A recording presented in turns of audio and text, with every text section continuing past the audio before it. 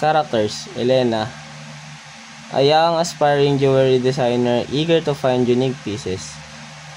The jeweler, Mang Tonyo, the shop owner. Mang Tonyo, this ring is stunning. Is it real gold? Mang Tonyo, ah yes, it's a very special ring, belong to a Spanish nobleman. It's pure 24 karat gold. Those are genuine diamonds. A still at 50,000 pesos. Elena excitedly closely look at the ring and then examine if it's really real. Here's the payment, Mang Tonyo. Can't wait to use this as my design. Yan. Elena leaves thrilled with her purchase. Later, she takes the ring to a professional jeweler at appraisal.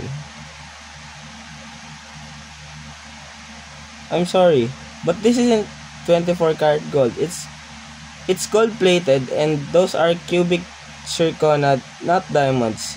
It's maybe worth 5,000. Elena leaves with a disgrace and shock.